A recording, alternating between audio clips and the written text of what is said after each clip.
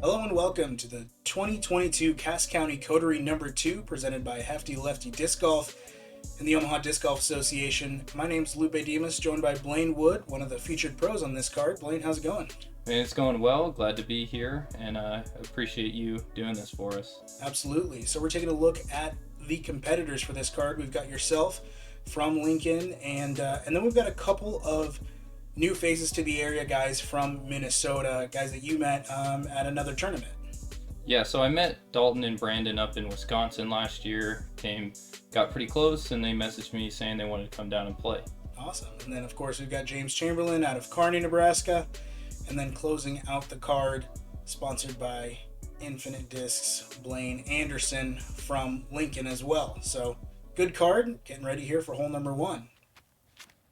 Hole 1's here, a pretty short 225, forehand hyzer for the righties. What are you thinking on this tee shot? I know the wind was kind of left to right. Yeah, we had a left to right wind. Just kind of first tournament of the year, get the jitters out, trying not to screw it up too bad on such a short hole. And the nice thing is it was a flex start C tier, so not a ton of pressure, just kind of a little bit of a casual round type feel, but still getting that tournament pressure as well. Yeah, I don't know about the other guys, but I definitely felt that tournament pressure not playing any tournaments for the last 5 months or so. Exactly. We got James setting up for his birdie putt, and he kind of skied that for sure. Oh, yeah. That had that kind of headwind from his angle there and just lofted it way high. Kind of the same thing on the comebacker, and here's your first putt. Can see the jitters really coming out there. First tournament putt of the year. I definitely stepped up. Probably should have stepped away. Sure. Hard start racing. So we've got one bogey, a couple of birdies, and a par to start on hole 1. So not terrible, not the ideal start for a couple of you, but the first hole's out of the way. It's out of the way, and a player at my stance there, you got the bad putt out, right? You're 20 feet and you dink it. You get it out to start. It's a lot better than having it on like hole 8 or 9. Exactly. The hole 2 here is pretty much a high turnover. There's not really a direct line to the basket. You're pretty much throwing either a high turnover backhand or the forehand, which is what everybody's going to do here. There's not really any other look at the basket. And Dalton puts a pretty good move on this one, actually. Yeah, and with that wind, you got a nice little push off that hill.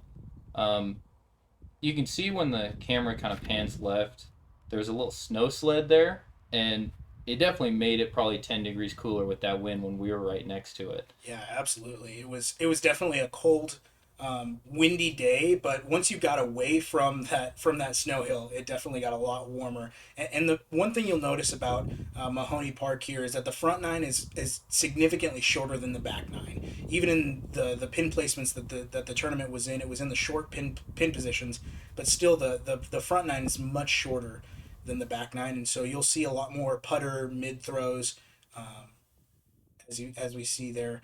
Brandon just a little bit short here, and your disc actually ended up in this tree. We didn't get it until after the end of the round. Yeah, so that was my Jokery, my base plastic one that I actually practiced with, wanted to rely on a bunch this round. And so losing it hole 2, well, not losing it, but not being able to get it back hole 2 kind of sucked. But luckily enough, it was right by that tree, easy birdie putt for me. Yeah, absolutely. And as you can see, when you've got this tree line here, there's a lot of you're exposed to the wind on one side and not exposed to the wind on the other side, and so obviously that mixed with being the first couple holes putting is still not quite hot, but you'll see a couple of these guys get really hot throughout the rest of the round. Yeah, I agree with that. And with these old baskets, some of them are kind of rusted, and they're just old Mach 3s, I think.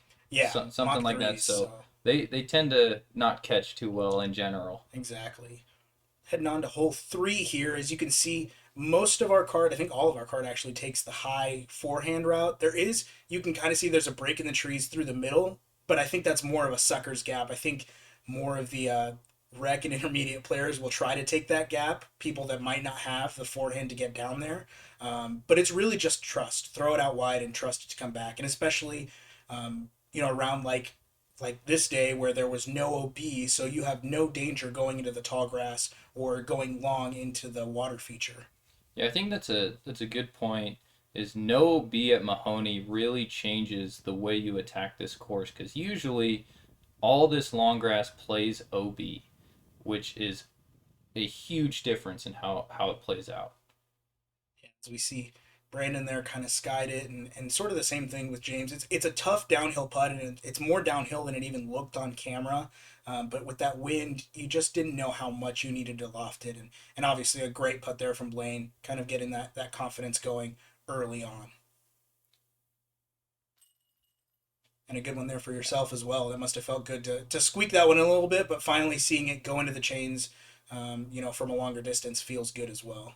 Yeah, that was around Circle's edge, really kind of facing that headwind. So I didn't want to just leave it high and let it lift over. So I'm glad I put enough pace on it just for it to sneak over the rim. We see Dalton there. He really got a good drive and didn't have much of a putt. So um, James will clean up a par, and then Brandon here will clean up a bogey, unfortunately. And before we get too far into this, I want to have a huge shout out to Brandon. He actually had carpal tunnel and had surgery 2 days after this tournament. So big on him to stick it through and really play this out. Yeah, and he was the advanced player on the card. Everybody else was playing in the pro division. So also, it's a big deal to step up and play with guys that are maybe a little bit higher rated than you. Hole four here, for the most part, is a just a wide hyzer. You're just trying to beat the trees on the right side. It's a tough three to get. It's practically impossible, to be honest with you, especially on a day when there's this much wind. The Minnesota guys took the forehand route, which is something that to be honest with you, I hadn't seen yet. So interesting play from them. And I think it's again goes back to that no OB. Most people would look at that flex forehand route and think you're crazy because 99% of the time you're going to land in that tall grass and BOB. And really the only way to get to this basket is if you throw a tunnel shot that's 5 feet tall, 380 probably. And so what most of us try to do is just a pitch hyzer backhand around the trees, kind of land exactly where I did. Yeah, and you And gave this a little bit of a run. Kind of give you told me afterwards. You said, "Well, I might as well give this a little bit of a run. There's no OB, so there's no danger of giving it, a healthy bid." yeah, and I like the way I approached that one specifically, like soft hyzer, let it push down that hill, but make sure it's not just gonna fly way by the basket. Absolutely. James with a good putt there as well. That's his first really long putt that he's made so far. Anything, that I think that was about 20 feet. So that's got to feel good Yeah. for him as well. Especially after hole one, having those two kind of error putts that didn't really need to happen, and definitely feels good to get back on that one. And the same thing there for Blaine Anderson. It's kind of hard to distinguish between the two Blaines here on this card, but no, it's good to see some longer putts going in, and in your case, um, a good bid at a longer throw in. So hole five here is a pretty clear forehand. Otherwise, you can throw a straight to turnover backhand, but there's just the couple little branches on the right side of that guardian tree halfway through the flight of the disc that kind of force you a little bit wider than you might want to be. And you can see here Dalton kind of gets caught up in those trees early. Yeah, and it's kind of hard to see with the angle of this camera, but that second tree right off the tee really stops you from throwing like a flat backhand or even hyzer. So you see um, James throwing like a flex or a turnover because that's really the only way to get there with the backhand. For the most part, the card played this hole pretty clean off the tee. Dalton was furthest out, and just a great putt here. I mean, that was just awesome, awesome floaty bid. And that was even with a tailwind, which I really surprised me. I was standing behind him. I was like, I would be super scared to have this putt, and he just steps up and jams it. Absolutely. And same thing for Blaine Anderson and James. So far, three birdies to start. And that, I think that has to do a little bit more with the basket than the putt. I think it was a decent putt. It was a little high right for Brandon, but still saving the par at least. Yeah, definitely hit quite a few chains and pretty heavy. And I was standing off to the side, with the putt like a foot away from him, like getting scared seeing his just kind of fall out the chains. Here's an interesting thing. Blaine actually hit your disc. You teed off first, and he hit yours. And in theory, if we were playing OB rules, he would have hit your disc out of bounds. Obviously, PDGA rules suggest that you would have just taken it where the card could assume where the lie was. But still, it was kind of interesting how you guys kind of bounced off one another there. Yeah, and we did have that discussion walking up because since we could see it, the rules state when your disc comes to rest, that is your lie. So if someone picked it up, a disc hits it and moves, your lie didn't change with the disc. So as long as we can see it, we can assume it. But on blind shots, if that were to happen and this path was OB, I probably would have been OB then. Right. That's just a discrepancy thing, something that the card obviously needs to handle together. But for the most part, everybody's played this hole pretty straightforward. Uh, you know, Dalton here, he kind of struggled. Ended up taking, I believe, a bogey here. He kind of three putted his way through. But for the most part, the card played this hole pretty straightforward. And in the short position, it's a very straightforward hole. Along with this one here, which you told me right after you threw the shot, you said, "Man, I got that way too flat. That's pumped." Yeah, I we warmed up quite a few throws on this hole, and the wind was a lot more calm. And stepping up, there was more headwind, but I didn't really think about it. So when I threw it flat, I knew right away. I was like, "Oh, that's not coming out with this headwind." It just kind of just stayed flat and pushed straight. Yeah, and you saw that Blaine Anderson did this kind of the same thing, and then when James stepped up, he kind of short armed it a little bit and left it short. Brandon made the adjustment and was able to pretty much pin his, and then Dalton kind of did the same thing. He just left it a little bit shorter than what you'd like. Um, but nonetheless, everybody's got a little bit of work left to do. You kind of left yours inside here on this putt, but um, no harm done. Take your par and kind of go home. Yeah, it was one of those like these trees behind the basket, the limbs get real low and it's kind of hard to see on camera, but they are awkward. So I wanted to make sure I had given it somewhat of a bid, but nothing where I was having a tricky putt to come back.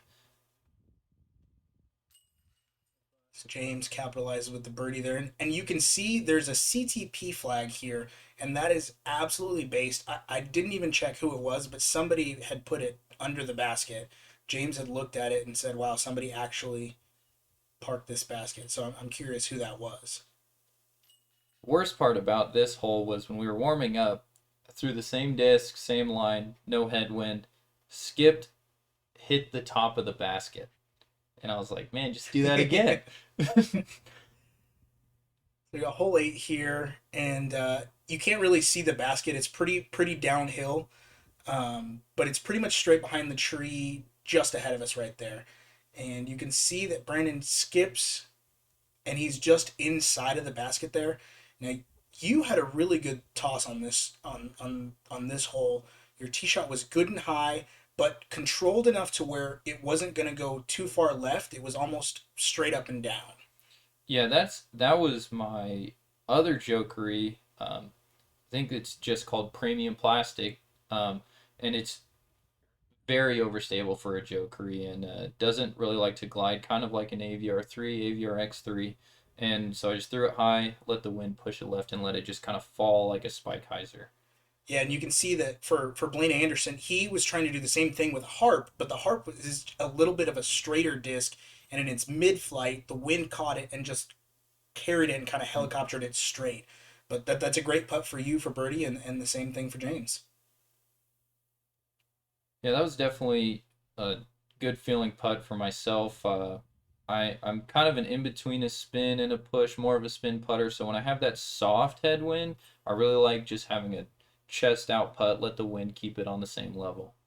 And it was a great cleanup for par for Brandon and Dalton with the birdie, and then Blaine will clean up the par as well. So a good hole there for everybody. A couple of blemishes, but nothing crazy.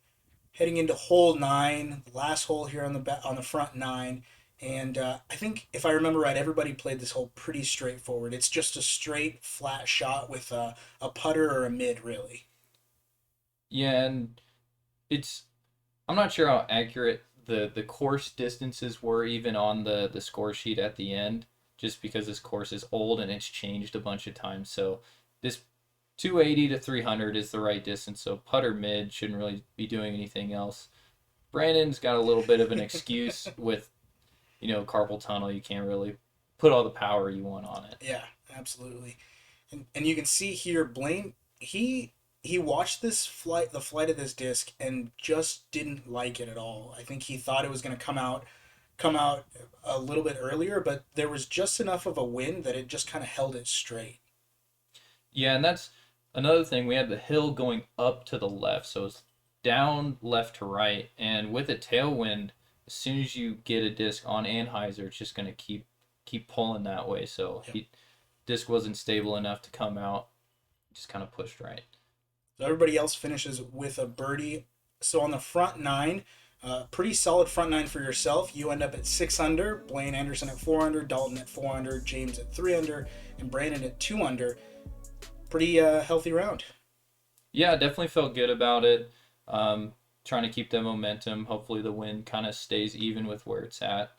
And now we're on to the warm nine. Onto the warm nine and onto the windy nine. We'll see you on the back.